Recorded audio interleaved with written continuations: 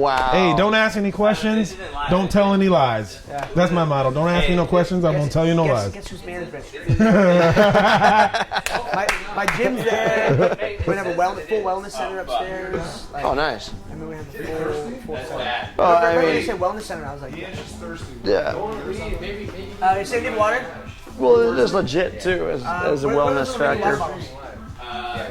Okay, it's going live right now. It's live right now. So. We're live already. Thank you, Josh. We are live. Live. We are live. Eric, you gave me my. Wait, you got me? We're live now? Are we? What's my range here? No. Hey, you got me cut off down here. Sean, your balls are. Oh, We're live now or not? You were actually Can we put it on live the saying TV? that. Guys, Ian's wondering if we could put this on the TV over here. Sorry. We can't. Better watch this. Okay, never mind. All right, so 3, 2, 1. We are live, guys. Welcome to DirectEndorsement.com. I am Ian McCall, your host. As usual, you can't get rid of me. I'm sorry. And this pretty motherfucker is Sean Farris from the movie Never Back Down, from a bunch of other cool movies. This is comedian Freddie Jordan. What One of up? my good Fred the longtime Face. friends, one of his best friends. And we are here I to don't really like it. have you donate for Friends of El Faro. Maybe a little bit. Orphans. How can you turn down orphans? Let's be real here, okay? We're raising money to help children in Tijuana, Mexico, through this awesome person and through this acting coach, Lee. What's Lee's last Lee name? Kilton Lee Smith. Kilton Smith. Lee Kilton Smith. She is. Her and her husband are. Well, let's have you explain it. Adam and Lee Kilton Smith created this foundation, so to speak. It's called Friends of El Faro. And what they do is they provide the shelter in Tijuana, Mexico. It's called Casa Hogar Sion. It started in 1999 with Mama Carmen and Papa Jorge. They retired and used their retirement funds to buy some property. And they built a house and started taking in abandoned children that were neglected or abused, didn't have anyone to raise them, whatever. And they started off with 6 kids, and within 2 or 3 months they had 60. And somewhere around that time is when Lee and Adam decided to do something to help them out. And they built a couple houses. Over the last 15 years, they have done all of the supporting and fundraising for the orphanage. And right now they currently have 82 kids that are in need of food, shelter, education, clothing, love, everything that every child deserves to have. And at times they've had over 100 kids. Now, what makes what they do so special is these kids don't only get taken care of until they turn 18. They will also, if the kid so chooses, will give them further education. Currently, the reason that Lee is unable to join us, or Adam, is because they are at the orphanage in Tijuana right now, because one of the girls has decided to go into family business and just graduated from film school. It's awesome. Yeah, all of this and all of this Congratulations. was, yes, congratulations, and all of this was done through donations and fundraising and private and corporate donations as well. And this is all started by Lee and Adam reaching out to their friends in the industry and making a difference. And every little bit counts. They couldn't need it more right now. And you guys need to realize that, unlike the U.S., I'm guessing like a lot of countries, orphanages in Mexico are not state funded. So, I mean, this all comes out of people like him and Lee. This is where it comes from. These kids are taken care of. And like to put a kid through, I'm guessing film school isn't cheap. No. You know, and you have 80-something kids that will hopefully one day do the same or something along those lines. So again, go on DirectEndorsement.com, buy a T-shirt. It goes to a good cause. You'll make a kid happy, and I'm sure we'll be going down to Tijuana soon to take pictures and videos and do some good stuff. Now, and also I just was reminded, tag your friends about the show. And if you tag people about the show, then you're going to be set into a lottery to win UFC or sign UFC gloves by myself. So if you want free UFC gloves for a raffle, then tag people on it, tell people about this, get the word out there so people can watch, and you have a chance to win gloves. So also, the shirts. You can order a shirt signed by Sean, signed by me, signed by both of us, or unsigned if you just want a blank shirt, because sometimes wearing a signed shirt's a little weird. I understand. What? No, really? Is that awkward? Sometimes a little weird. Especially if you go watch the band and it's the band you're watching and you're wearing a signed shirt already. Yeah, we'll be signing shirts all hour, so make sure that you make your donations and get a dope shirt. I mean, check really it out. nice. It's a They're really cool comfortable. shirt. I'm wearing it. Fred's wearing it. Ian's, well, not today. Not yet. I Not will yet. bring it later. All in due time. We'll have it on him at some other point in the segment. So, to you, Sean. Now, obviously you're in acting. Your first main role was. My first main role ever was in a TV show called Life as We Know It. It was on ABC.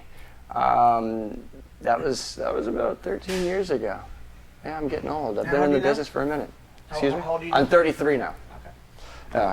But that was the first time that I ever led anything. And then a couple of years after that, I started doing film. Now, when did Never Back Down come out?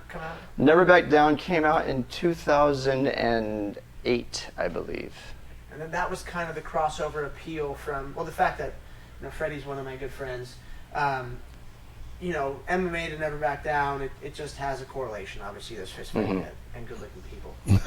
So, shooting that movie, obviously, was that the main thing that got you out there? What do you think was the main part of your career, movie-wise or show-wise, that really put you on the map? Oh, Never Back Down for sure. Definitely put me on the map. It takes a long time to build up a career and get people to know who you are, right?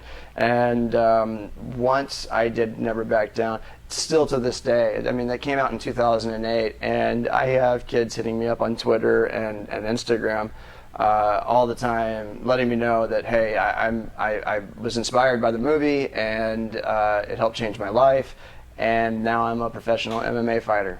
Because it had a really great message in it.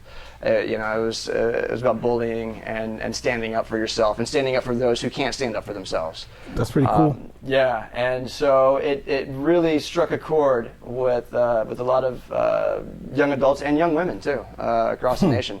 Like I said, here we are 7 years later, and I still get on a daily. I get tagged in different things on social media and whatnot, and I got to say it's really awesome. To see how many people are inspired by it, because you don't realize yourself. You shoot a movie, you put everything you've got into it, and it's not until the fans reach back out to you and let you know. So it's really, really awesome. I had a quick question. Have you ever, has anyone ever approached you to fight you because of that movie? Like try to be tough with you? I think you already know the answer to that question, but for our audience at home, on many occasions, there were situations where just because of the movie that I had done, people want to, I guess, knock out the guy that was in the movie, which didn't really ever work out for any of those people. Not that I'm condoning it. I'm not condoning violence, but I do condone standing up for yourself. Yes. That's something that I think, kids in general need to learn how to do. Everyone should be training martial arts because you learn to protect yourself, you learn some confidence, you learn respect for elders, whatever. Well, you learn respect in general. Yeah, you learn respect in general. You learn that one day, someone can kick. I'm highly trained. I'm one of the best fighters on the planet, pound for pound. I've been beat up on national TV a handful of times. So it takes you down a couple notches when you're like, okay, I can. It's a little humility yeah, here. At any point, this random nerdy kid, because if you go into a gym, you've got the Muay Thai kids or the Jiu-Jitsu guys and wrestlers. Like, these aren't cool kid sports. These are nerdy kid sports. Mm-hmm. Right. So you see these. It all started with Karate Kid, bro. Yeah, I see some guys and I'm like, wow, I'm coaching, because right now I'm coaching. I can't train because of my shoulder surgery. And I'm just like, I would hate to get beat up by that 125-pound little Filipino guy or little Indian guy. We have this guy, Raj Patel, the most generic Indian name ever, but he's a savage kickboxing. And he's the nicest guys ever. All these, the other jiu-jitsu kids, whatever they are, they're just so nice, but some big, muscled up frat guy is going to pick a fight and get tuned up. Well, and that's all ego, right? And if you have training, throughout life, you understand the respect level, and also too, when you know what you can do, you don't need to put it on display. For I have a friend who's he's a fourth degree black belt. Fourth degree black belt. Yeah, and you would never guess that the calmest, chillest guy walking through the situation, but he, at any given moment, he knows everything going on around him. He's very aware, very observant, but he's also too not one to disrespect anybody and start anything. That's a lesson learned. So kids out there, remember, be respectful because you never know who you're coming across. Exactly. Now, Especially in OC. so many D-bags here. What sort of training did you do leading up to doing Never Back Down? We trained in Muay Thai, Jiu-Jitsu, Taekwondo. We had about 3 months of training leading up to shooting, and then we also trained all through shooting. It was it's a pretty brutal schedule. And I spoke with a lot of guys that were training us, and I asked them, I said, on a level of, I'm not a professional fighter, but what is our level of training leading up to this in comparison to professional fighters? And they said, no, you're doing it. Yeah. You're doing what you would do to prepare for a fight. Yeah. And I've got the utmost respect for what you do, because I've never pushed myself so hard. And you learn to get out of your mind, and your boundaries expand, because your mind limits you, right?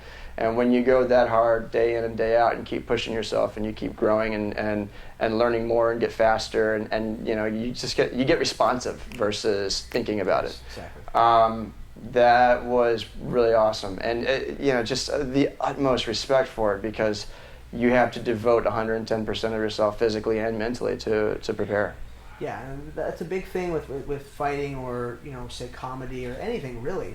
You don't train hard enough unless you're certain people that want to do blow a month out from a fight and get caught and don't care and they're still going to be world champion. Some people are freaks. Okay. Freaks of nature. Some people are freaks of nature who can do stuff like that. Most people can't. You have to be smart, and you have to work hard, and you have to drill things. Like I drill, every single technique just a million times. Mm-hmm. So then it becomes reactionary. Then you have, let's say for instance when I teach, it's okay. So first you punch, you get punched. Well, now you have to not get punched, and then not get punched and punch them back. Mm-hmm. And then once you can tie it all together, it's slip, punch, pivot, punch again, slip again, and it's just all reactionary. Right. You can read someone's entire body. Mm-hmm. I see a dip this way, I know this is coming, I see a dip this way, I see legs flex, this is coming. It's just... It becomes a physical chess match. Yeah. It's interesting when I'm watching a UFC fight or any MMA fight, and if the guys are filling each other out for, a minute and a half, the audience starts to boo and this and that, and I'm sitting there going, you guys just have no idea. They're sizing each other up. Yeah. I mean, it's not that there's not enough action. It's the action takes place when the opportunity presents itself, and maybe so far the opportunity hasn't presented itself. So just be patient. Both guys are in the Matrix, and they're just seeing that, and they're just waiting for it to calculating. Yeah. It's people don't really get it. Like, this is violence, and we're risking our lives, but. It's a lot of fun. Your body, through and through.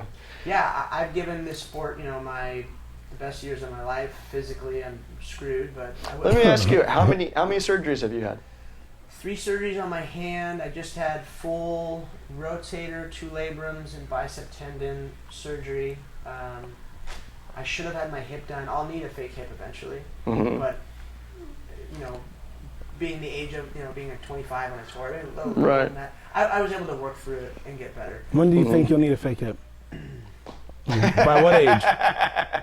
That's a tough call. After 40. That's perfect, man. By that time they'll have robot parts. You'll be great. One of my wrestling coaches, Daryl Christians, the Terminator. He has 2 fake hips, and it's funny because he's a hairdresser. But he's a world-class wrestler, and he'll hobble into the room, and he does weird stance. He'll hobble in, and I'm like, wait, how long since you got your hips? Like, it's been a couple months. I'm good. And he'll hobble onto the mat. Next thing you know, boom, I'm on my head. And I'm like, fuck, man. Gotcha. Bionic. You old man. Why did you do that? Or like, it's crazy how it can be done with those parts. Don't ever judge a book by its cover. No, I mean. Again, back to the thing, you don't ever look at someone and say, oh, well, I think I can beat him up. Yeah, right. Just because of what he looks like. Right. Always look at someone's ears, nose, eyes. the little telltale signs. Yeah. Telltale signs. Muscles are deceiving, it's crazy. Well, you could be as big as you want and throw a punch like. Yeah, I tell people, super muscles slow-mo. will only get you beat up. That's all that happens, It's just, you gotta flex on. It's just a showcase. Yeah, it's just to scare people away. But anyways. How many movies have you done, like, total? That's a crazy question. Let me see. I think. And what movies I you mean, have coming out soon? this is a guesstimate. Total overall 13, 14 movies, maybe 15. Okay.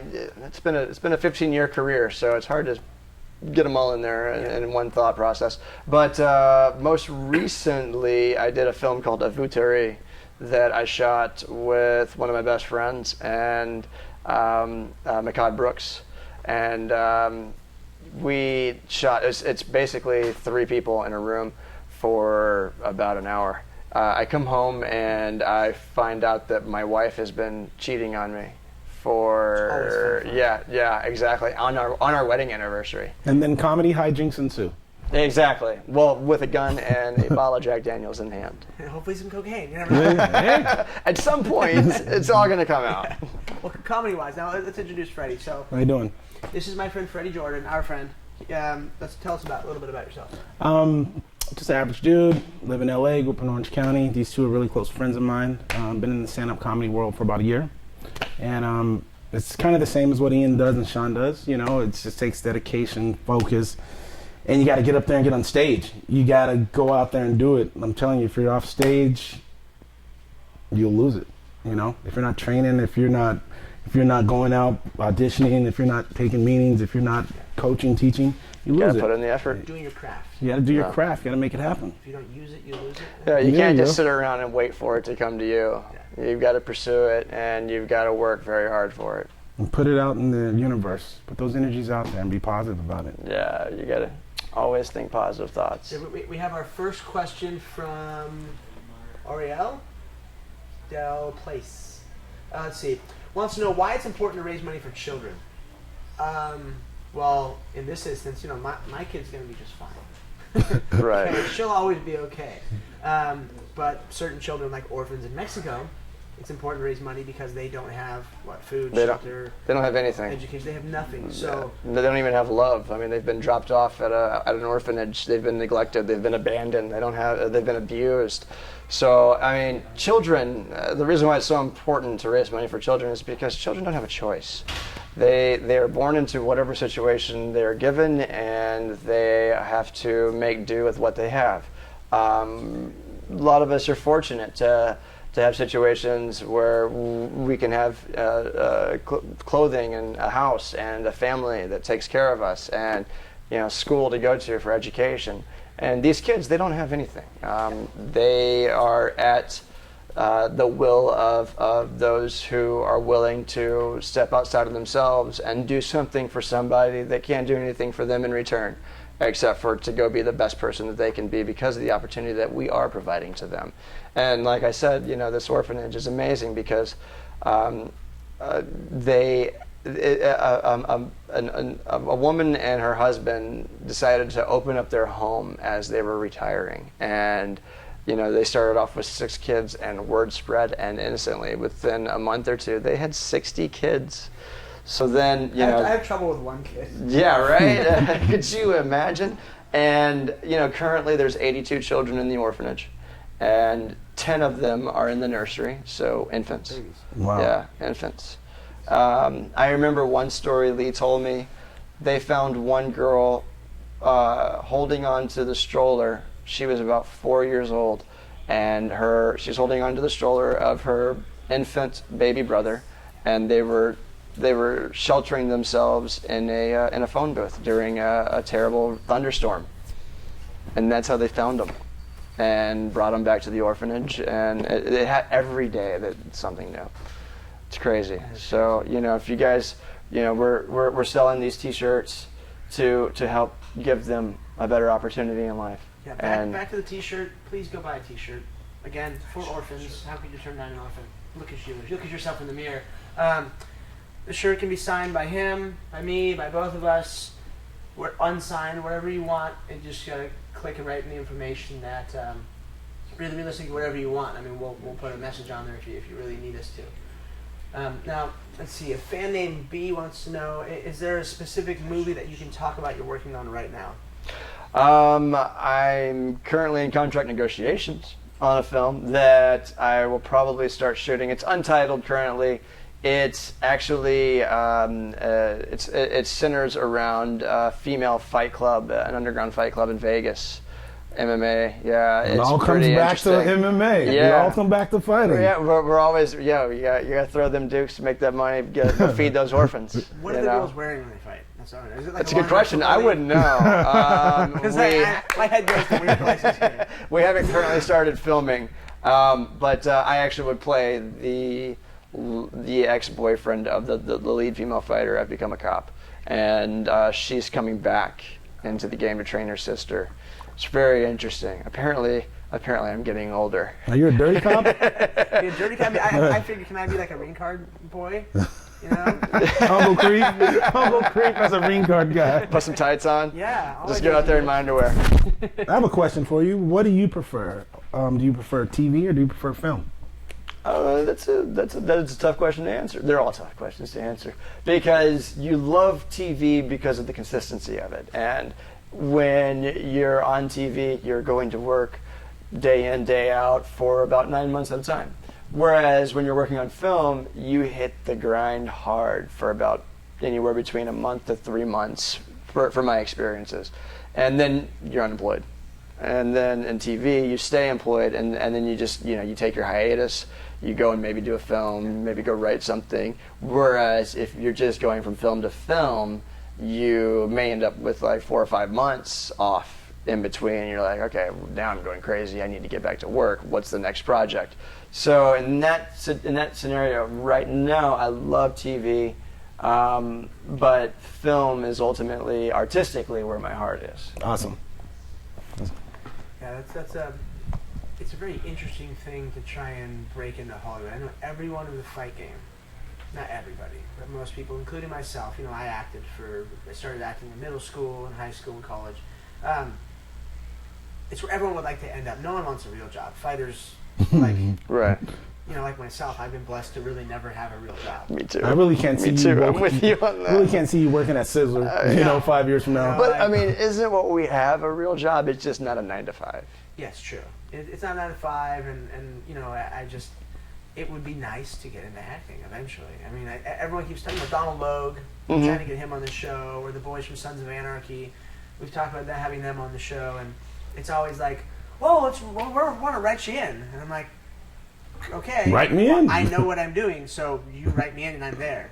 And then it's always like, well, you focus on your fighting. Well, Does anyone just look at me as that big of a degenerate or something? Where they're like, you just focus on one thing at a time. well, the thing is, they're not writing the show. The actors don't write the show. I mean, they can ask the producers and the creators to all they want to. It all depends on what the creators and producers want to do with it. Yes. So I eventually So it's not because you're a degenerate, or at least as far as I know. Oh, he's a gentleman and a scholar. Yes, and I'm a cunning linguist and a master debater. There he is. So let's get into some weird Hollywood stories. What has been your weirdest experience, weirdest Hollywood experience? Because I can go on for days about weird fighting experiences. Yeah, weirdest Hollywood experience? Cool I'm Hollywood sure you story. were there. Yeah. I'm almost positive you were there. I don't know. There's so many of them. Where do I start? It is hard. I mean, I can tell you my most embarrassing. There we go. My most embarrassing Hollywood experience by far was when I was at an award show. Well, that's a good one too. I was at an award show. It was the Young Hollywood Life Awards or something like that, and Abigail Breslin comes out, and my manager is standing next to me, and he's like, "Oh, you got to get a picture with her. Abigail Breslin was she's from the movie The little where she dancing dances. movie. Yeah. What's the name of the movie? Sunshine. Sunshine. Miss Little Sunshine. Little Miss Sunshine. Thank you. Little Little Miss Miss Sunshine. Sunshine. Yeah, Yeah. Abigail She was Breslin. a girl? Yeah, She was she's little super back dope then. actress. She's all Okay, grown up okay, now. yeah, Super yeah, dope yeah. actress. But she was still like a little kid. My manager's like, "Oh, you got to get a picture with her and this and that." And I was like, I'm like 23, 24 years old, and she's like 10, and I feel like Uncle Creepy over here, like grabbing her and getting into a photo with her and all of this. Like, yeah, it was, and she's like looking at me. She's like, "Who are you? Why are we taking a picture together?" And it's right in front of all the press and everything. I was like, I don't know. It was awkward, It was just awkward. awkward. And then there was this one time. I was in an audition, and I think I ate some like McDonald's breakfast or something before. Good idea. And it's like 2 minutes before I'm supposed to walk in, I'm on deck. I'm next to go and audition. It's a room full of people, producers, the whole 9 yards, director. And I've been reading up on this. Like if your adrenaline starts to pump, you get a little nervous energy, right? Little adrenaline flow, like right before you're going to walk into a fight, right? And apparently your body wants to flush. And I had some turnstiles going in the belly. You had McDonald's in your system. And I couldn't go to the bathroom because I'm up next. And so I should have definitely gone to the bathroom. I think I remember this story. The worst thing that ever could have happened. I think I remember this story. I walk in, and I barely get my first line out when this creepage of stink flows the room. Like it was one of those things where you didn't even know it slipped out. And I literally sweat through every pore at the same time. And got so embarrassed that I'm sitting there. All I want to do is finish the scene and get out of there. It stunk the entire space up, and I got out. And I know for a fact they didn't have anybody come in there for like 10 or 15 minutes. They opened all the windows. They evacuated shop. The looks on their faces were like, they're all smiling. They're like, you disgusting bastard. You did it to us, and we're all trapped in it. It's far worse than any Dutch oven I've ever presented on anybody. But I'm sure that was embarrassing. But I'm sure you stayed in character. You kept your composure. I did what I could with and you it. walked out of that Needless room. to say, I didn't book the job. I bet. Chris Weidman, the middleweight champ, was just talking about he's got something wrong with his stomach. And the last thing I want to do is talk about shitting, especially with like my girlfriend. From what I understand, They get disgusted girls by don't it. poop. They don't. I tell my daughter that all the time. You don't poop. It's disgusting. Whatever. But he always tells these stories in the media of him like shitting himself. Like the first time he met his wife, he was shitting her trash can. Clearly, it's not working against him. Exactly. He's still on top. Before he beat up Vitor. And he was a man on a mission with the Vitor fight. He found out that everyone knows Vitor loves steroids. Sorry, Vitor, you love steroids. Truth be told, they tested him before the fight, and the average person has 300 to 400, whatever the reading is, nanograms per milliliter or something. He was at 1,200. Oh wow! Because one time a long time ago, they tested some dude who was probably on steroids. They tested a guy who had a 1,200 count or 1,300 count of testosterone in his system. Naturally. Who knows when this was? It could have been the 80s. The guy was probably on juice. But they're like, this is the benchmark, where the average person has 400, 300. Right. Vitor had 12. Maxed out. You've been doing steroids for the last 20 years, and now you're off steroids, and you are still at 1,200. And Weidman was at 300, like a normal person. So he finds his out, starts chewing him out. So he knows he's going to crush him. I'm going to make you pay for this. And they had this whole thing come out of, as he's getting ready to walk out for a championship fight with Vitor, all he can think about is going to the bathroom. It's actually a scientifically proven fight or flight response. If you're going to stand and fight, then your body wants to get rid of all the waste. And in that fight, he beat the shit out of Vitor. Oh my God, that was bad. Literally. Literally. It's not that I don't know Chris. I just don't like anyone from New York or from that part of New York. That whole East Coast machismo thing bothers me. But man, he is such a stud, and he's gigantic, and he made Vitor look bad. I mean, that was, and you got him with a butt full of mud.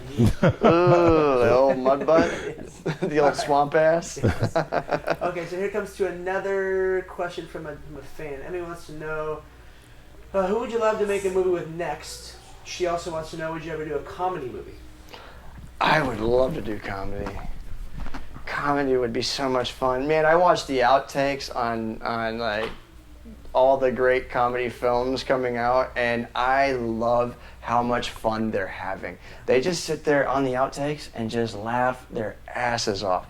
I think of the idea of driving to work while filming a comedy just like going to a comedy club for the day. Because you can do as many takes as you want. They know you're going to fuck up and laugh your ass off. And they're doing it too. They'll keep those. Yeah, man, they're doing it too. Like, you watch the outtakes from Old School or, you know, Wedding Crashers. Or I just watched this hilarious film just recently. I actually want to give it a shout out. The movie's called Stretch. I saw it on Netflix. Yeah, it's called Stretch. It's going to be a total cult classic. It's loaded with cameos. Lots of great actors stepped up to do it. And, I mean, it's not, like, the greatest film of all time, but if you got nothing else to do and you want to watch a comedy, it's fucking hilarious. It's called Stretch. Babe, if you're watching, I doubt she's watching. Yeah, check out Stretch. We're watching Stretch tonight, so Sam, wherever you are. And then as far as actors I would like to work with, there's so many I would love to work with. Meryl Streep is hands down one of the greatest actors to ever walk the face of the earth, if not the greatest actor to ever walk the face of the earth. So I would have to most definitely start there. And, you know, I mean... Interesting choice. Yeah. Well, just because you would learn so much. Just, yeah, interesting choice for sure. I mean, maybe we can get some kind of, like, Fight Club thing going and she could train me. And, you know, she can she can be yelling at me. No, but I don't know. There's a ton of great actors out there. I mean, Daniel Day-Lewis. Are you kidding me? Although I hear he's kind of crazy, like, because he stays in character. You have to imagine that. All those method actors just seem like that. Yeah, you got to deal with them like that on and off camera. They just don't ever. So if they hate you, they hate you. Yeah, that's true. You know, if they like you, they love you. All day, every day. Last time, you know, we had Simon Rex on the show, and Eric Apple. He's the one who did Warrior. Yeah. He was talking about just his interactions with, you know, with certain actors from that show, and he just Nick Nolte. Mm-hmm. And just how cool Nick was, you know. He goes, the same thing. If he doesn't like you, he does not like you. Yeah. Nick looks like a blast. That guy's getting DUIs every other week. He's been having a blast. Yeah, I remember the part whole of Malibu thing? Yeah. Good old GHB, homie. Good old druggy Nolte. Yes. I mean, you're like 65 doing the G. Still on the stuff. Just all bing. Well, Yeah. I think he might still be under the idea like a that it's a bit of a growth hormone, so maybe he's trying to maintain his youth. Yeah. With that scratchy ass voice. Let me tell you something. You don't know. All right. Let's get back to the questions. Let's see. Ariel wants to know what is your best laugh and why? My best laugh and why? You really know what that means? When my boy Fred got up on stage for the first time the first time I saw Fred up on stage doing this comedy thing, it was awesome because I've known this cat for 15 years, and the way we met's a comedic story in itself. Oh my gosh. Look at that. Yeah. But anyway, seeing my homie get up and do his thing and own it and kill it, and it was him and I got to see another two buddies of ours who did the course with them. It was a class that they started off with, and then they did this big final presentation where they were out live in a Comedy Store in front of a humongous audience. And that was like his graduation. I felt, in a sense, because we spent so much time together over the years, I felt kind of like a little proud papa, you know? Like, I was like, yeah, that's my motherfucker up there doing his thing. Papa Bear. Yeah, man, it was cool. And then Josh Kelly with the Midnight Whispers. I'll never forget you, Josh Kelly, and your Midnight Whispers, man. Ben wants to know, here we go. What actress would you love to get naughty with? Ooh. Oh, wow. Oh, wow. I do have a girlfriend. It's I hope one she's down. not watching. You know, who kind of strikes, she kind of piques my interest. Kate Mara. You don't know Kate Mara? She played. I'm in my own world. She played. The crazy chick. Remember? It must be something about the crazy. Love crazy.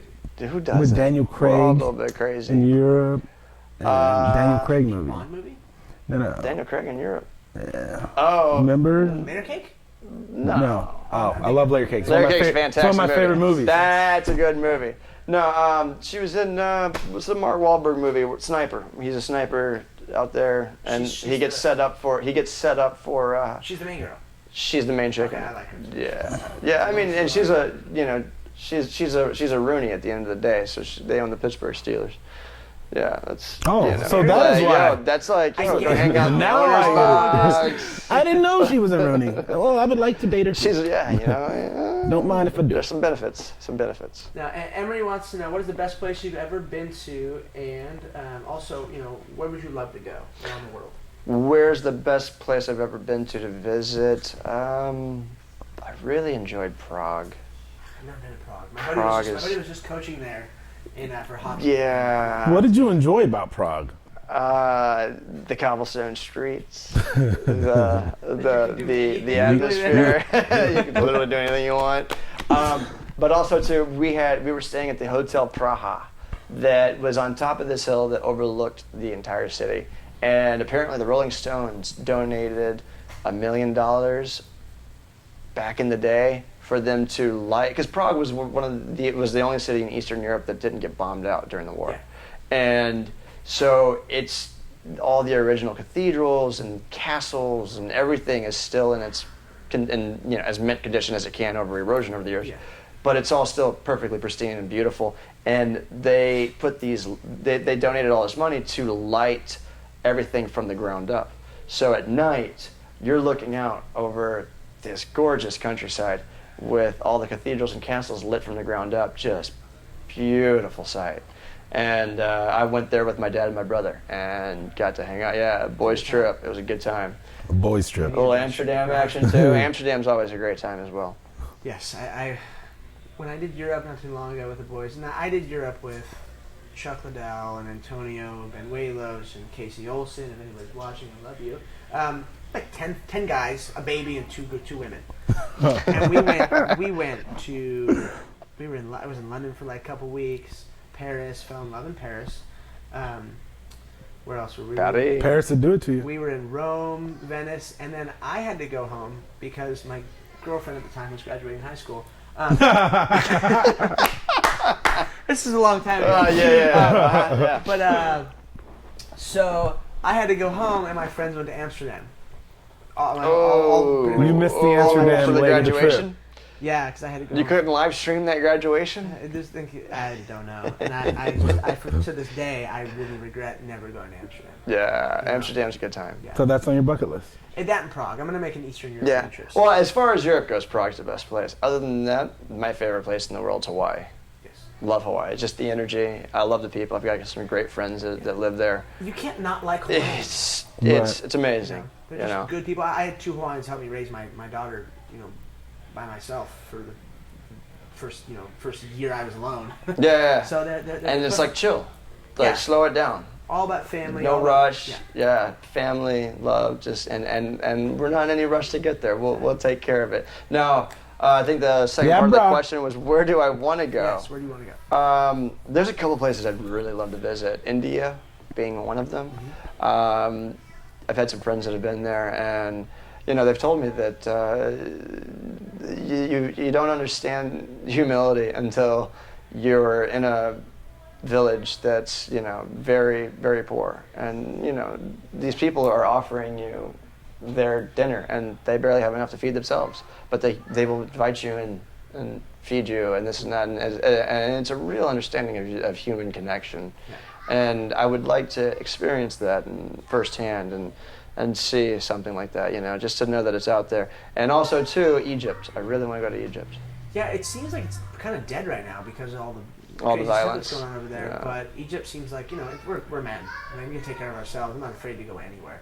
Right. But Yeah, but there's some things are extenuating circumstances are out of our hands.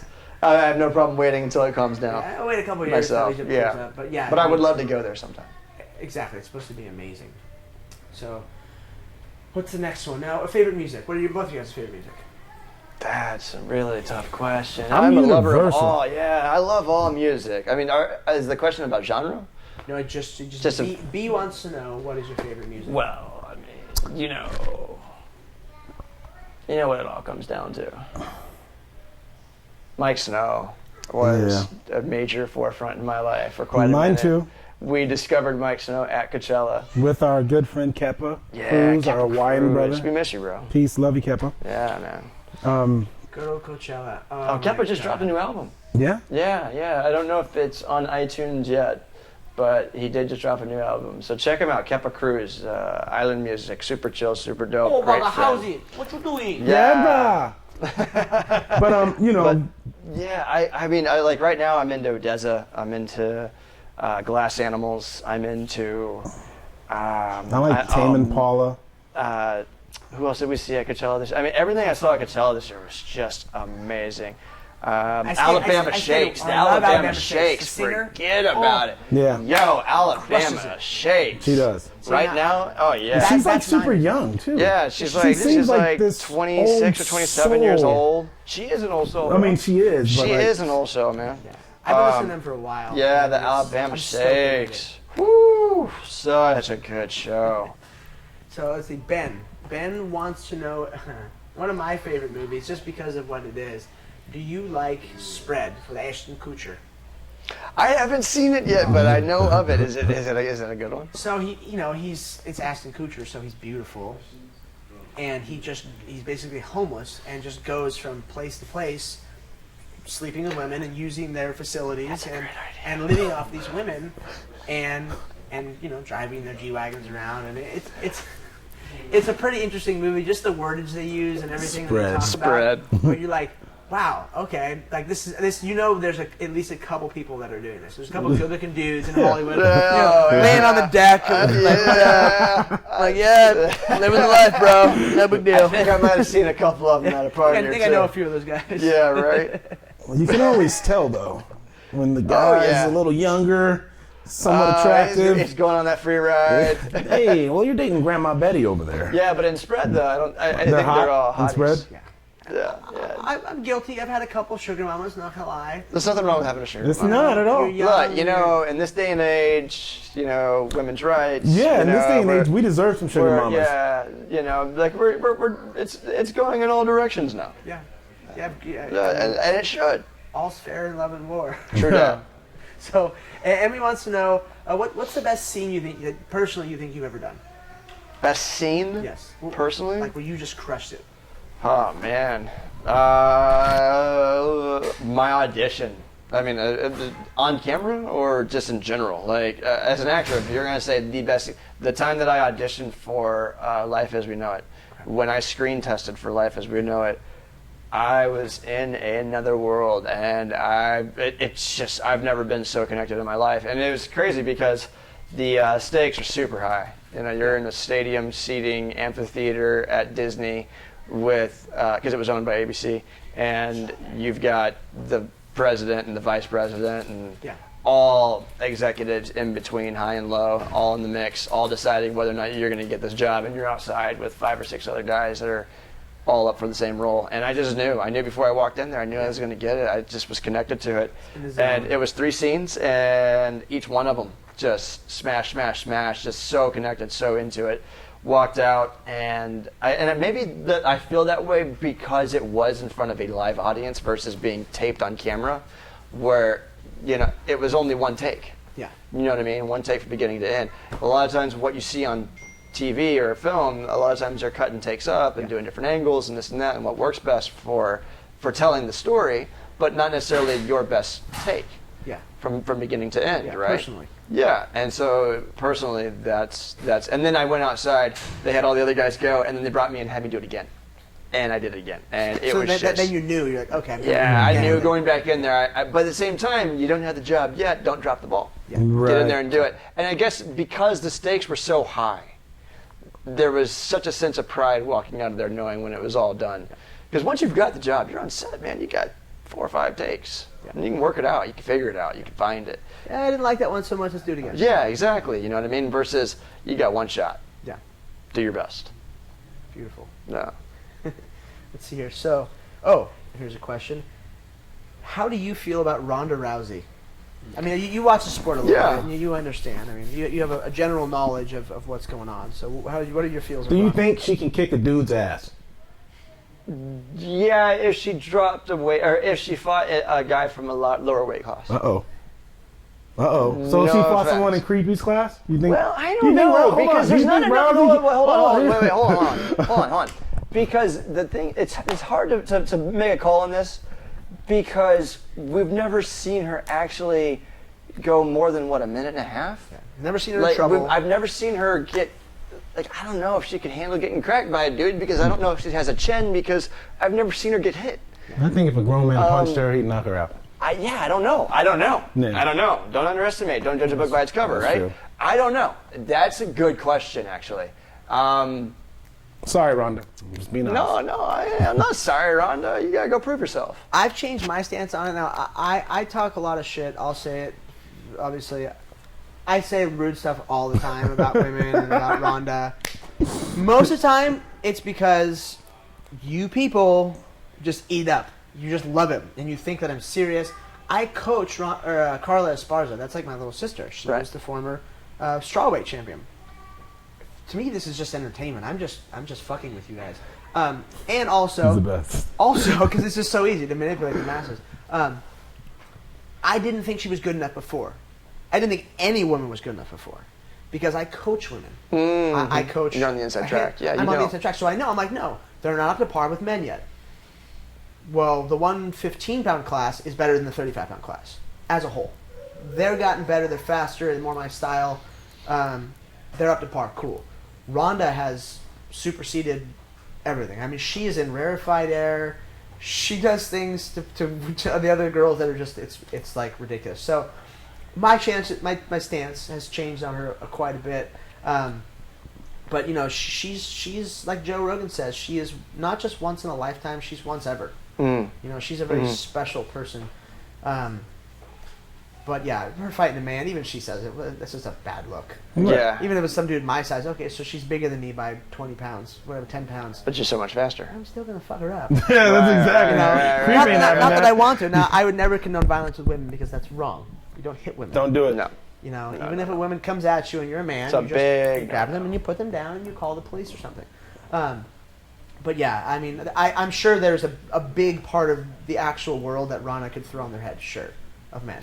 Yeah, and that's another thing. Well, also too, it's what level of competition are we talking about? Yeah. Ronda fighting another champion? No. I mean, Ronda fighting any Ronda man in the fighting- UFC or any. Right. Well, but what do you think about like fighting like someone that's like 15th or 16th down the line, or 20th down the line?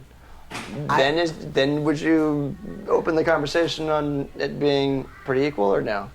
See, I don't. It's so hard for me to budge on that stance because this is. I'm like a Fedor. Fedor doesn't like women. George GSP. I don't like women fighting. Right. I think it's tacky.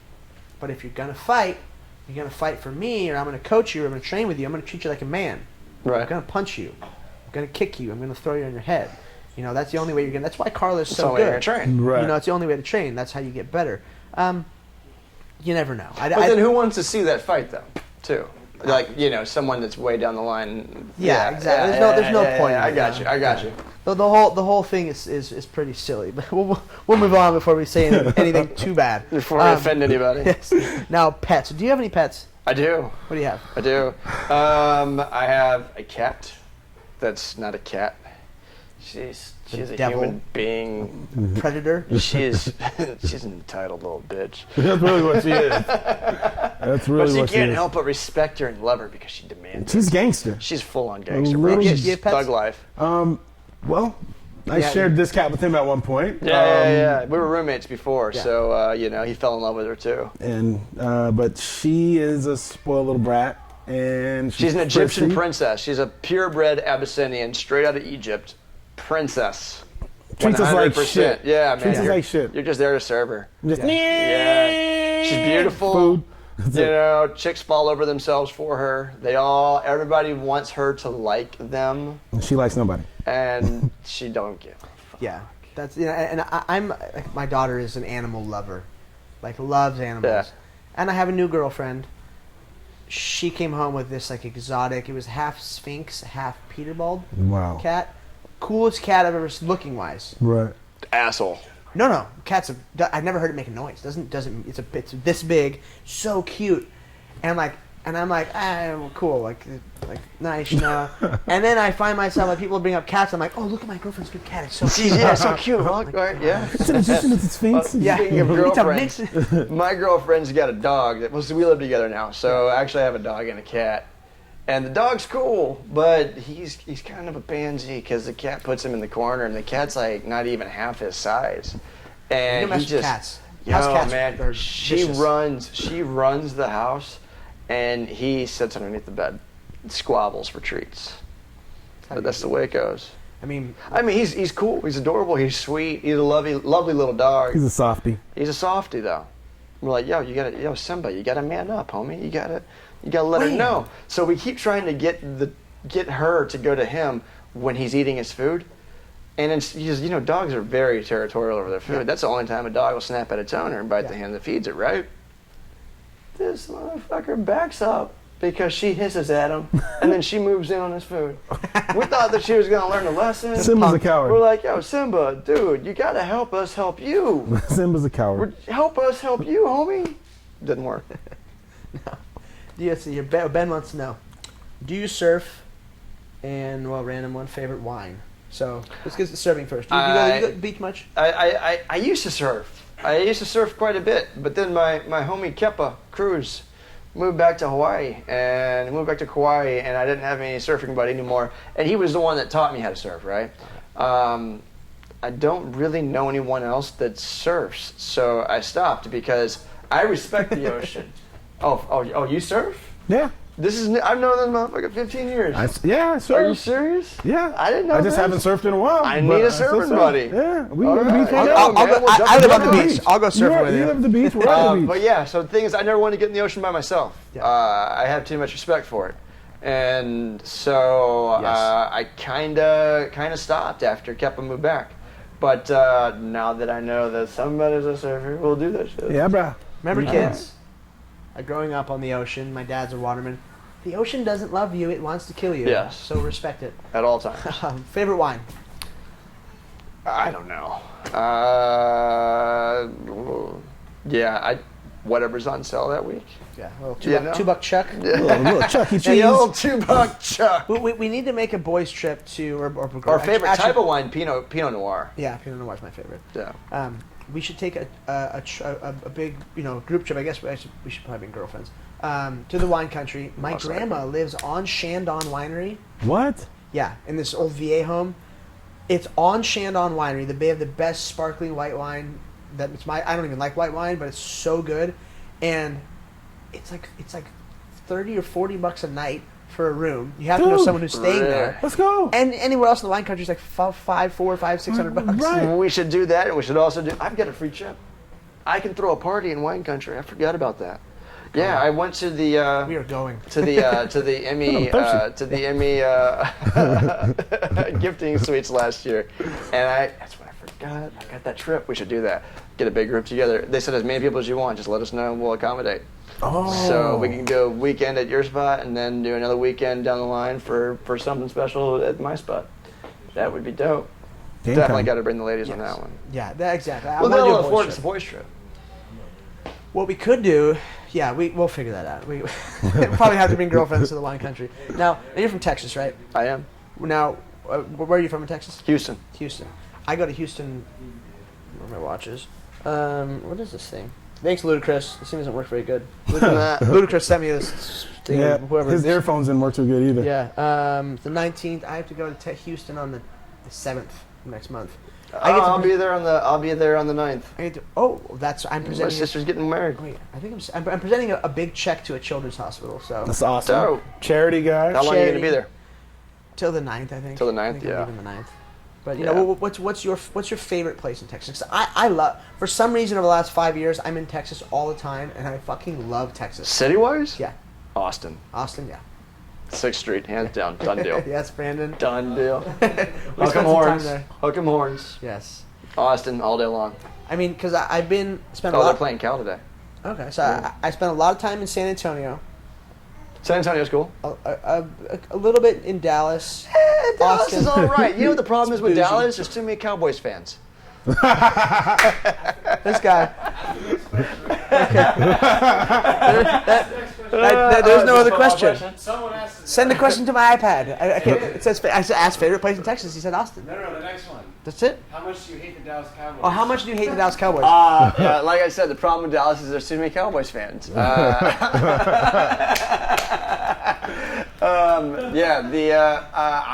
I just grew up as a Houston fan all my life. Of course. So that's where my heart is. And Dallas being America's team and all that. I mean, It's America's teams to hate. America's team could have been a lot of Super Bowls, but Jerry Jones got in the way. Every year, literally, Brandon. So my co-owner, the person who founded this company, show, whatever, Brandon, you can't see him, total D-bag. But the little brother I never Say hi, wanted. D-bag. Yeah. So he thinks that the Cowboys are going to win it every year, and I know zero about football. Okay, I don't care. I have a lot of friends that play pro football, but I don't care. But every year, it's me getting on his couch and just talking shit. They're gonna lose. Tony Romo. If Tom Brady and Tony Romo got in a fist fight, Tom Brady would crush them. Beat the crap out of them. Even with his tiny little hands. Baby hands. Just because Tom Brady was born with small hands, it's not his fault. Brandon, how many Super Bowls does Tony Romo have? Well, he's about to get one right Zero. Oh, Tom he's Brady's got about 4. to get one right now. So now. I don't have one. So actually, Brian Allen, unproven, untested. Ooh. Hey. We don't know. How can you say that? We don't know. Nobody knows. He's only played 3 games in the NFL. We don't know. We'll see. Quarterback rating last season. Was it Tony Romo? Hey, I will say I got to give him respect. I got to give him respect for the busted up lung situation. The punctured lung, you played through a punctured lung. Every argument we get into either goes back. Literally, I could be arguing about this iPad or T-shirt or glasses or Steve Aoki. It always goes back to with this guy. Cowboys. It always goes back to his ex-girlfriend, which we've kind of gotten past. Kind of. I know. I know. Natalie. Yeah. Or it goes back to the catch. It goes to the catch. Lately, it's been the catch, and I'm like, Brandon, season's over. We're talking about oil changes. Yeah, exactly. I'm talking about oil change. I need an oil change, and you brought up the catch. Yeah, what the hell does that have to do with right anything? now. What year was the catch? Yeah, you caught it, dude. What year was this? It was last year. The Super. That catch. That's Brian. Oh, yeah. So, and who is the cornerback that we're hopefully going to have on the show? The who? Cornerback. Cowboys. Orlando Scandrick. So, Orlando, if you're watching this, get on the show. I know you're in LA. Come defend your team. Yeah, defend your team. Feel free to ask us a question. We're trying to get Orlando on the show, so tweet him, tell him he needs to be on the show because he's awesome and he's rehabbing his knee, right? Yeah, he tore his ACL. Tore his ACL. He's rehabbing in Los Angeles. So what else? And we're yet to sure you do. have a great charity you want to bring attention exactly. to. He's got a nice contract. So. Yes, lucky. All right, so time's it. Now let's get into some final things. Back to Friends of Alfaro. You guys, I hate to try and sell you things, but orphan children. Speaking of orphan children, be cute. Come here. Come here. Speaking of cute little non-orphan children, this is my child. Okay, so look, if she didn't have parents, if nobody got her, and then someone got her, and they just, oh, you're so cute. Let's pretend you're an orphan for now. Tell them to buy a shirt. Okay. This is London. She's my daughter. But some kids don't get everything in life. I was handed everything in life. I grew up on the beach in Orange County. I grew up in part of the 1%. Like, we're gonna be just fine. You're gonna be okay. Some kids have nothing, and all we're trying to do is give back to these kids. Okay, we've got the T-shirt for sale. I'm sure. Is there a donation box on the thing? There will be. There will be a donation box. If you just want to give money to the thing, and $5. $5, $10, $100, whatever you want to do, it means a lot. $100 goes a long way. Literally. $5 goes a long way. In Every Tijuana. penny counts. I don't know if you've been to Tijuana, but a lot of stuff you can do with $5. I think the things I've gotten away with for $5 in Tijuana. And the thing is that the orphanage, they don't just turn 18 and get booted. The orphanage or the Friends of Alfaro really help to support them so that they can go to school, so they can get an education. And so you're not just going to be sheltering and paying for a kid or helping support a kid to just grow up and then get tossed out onto the street. You're going to help them grow up with a good education. They have computers. They have classes 5 days a week. They've really done an amazing job till now, but they really need help. So every little bit does count, and like I said, you're going to help put somebody out there in the world that's going to make a difference themselves, especially considering where they've come from and being given these opportunities from the outside world. They're going to turn around and they're going to give it right back. Yeah. So it's just going to perpetuate. You know what I mean? It's like, you know, tossing a rock into the water and watching the ripples create. It's going to have a ripple effect, and it's going to continue on. And remember, children, they're our future, guys. Yeah, pay it forward. Yeah. Don't be a dick. Exactly. Give money to kids. So on the back, it has the direct endorsement, our logo, because we got to promote the company, and then it has Friends of Alfaro on it. Again, he can sign it, I can sign it, we can both sign it. You can get it blank, whatever you guys want. T-shirts are how much? $24.95. That's all. So go buy a T-shirt, buy 4. What do you want to do? Now, Friends of Alfaro, where did the name come from? Do you know? I'm not quite sure. It means the lighthouse, right? Friends of the Lighthouse. The lighthouse is what Mama Carmen and Papa Jorge named their home. Are they still alive? Yes. Okay. And their home being the lighthouse when they first opened it, because originally it was just at their home. Yeah. And then they used all their retirement funds to buy a parcel of land, and then they started building. Now they've built 7 housing units on that parcel of land. That's and awesome. So yeah, the point is to generate more money, because like I said, the amount of kids at any given time can be over 100. I think when I went to visit, there was 125 kids, maybe 115. 115, I think was the number. Yeah, man, that's a lot of kids, and you have a lot of infants that need constant care 24/7. And it's all self-funded. And it's all self-funded, volunteers people working for nothing, just there to volunteer their time. And Friends of Alfaro gives every bit that they make over to the orphanage, but also too, it's a community of friends that come together and go every 5 to 8 weeks or so, go down and visit the kids, hang out with them, show them the movies. A lot of them are actors. Yeah. So they've all seen our movies, and they get to interact with us and see that, yeah, man, it's cool. Go play soccer. Man, these kids are so talented playing soccer. I really wanted to do something where we could get a bunch of shoes donated to them, because you see the shoes they're playing with and how good they are, and you're like, can you imagine if you had a shoe that didn't have holes in it or tears in it, or that actually could lace up? Yeah. It's amazing. So they're fighting the fight, and they're happy. They're, you know what I mean? They're not bitter, angry little kids. They're generally happy because of the amount of love that they're given by all these people. So they really do deserve some extra support from the outside world. Beautiful, man. It's awesome. Well, on that note, we're going to end the show, you guys. Thank you for coming. Thank you for watching. Thank you for the donations. Again, Freddie Jordan, Sean Farris, me, your host, Ian McCall, or Uncle Creepy, if you really want to use my weird nickname. And you can always judge the character of a person based on what they do for somebody that can do nothing for them. So, show us your character.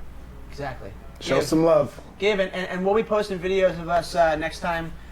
And next time I try and make it down there with them, we'll be giving stuff, and Clay got a whole garage full of stuff to give, and we'll give you guys more content. So thank you very much for showing up and watching us for today, and we'll see you guys next time. Thank you. Thank you very much.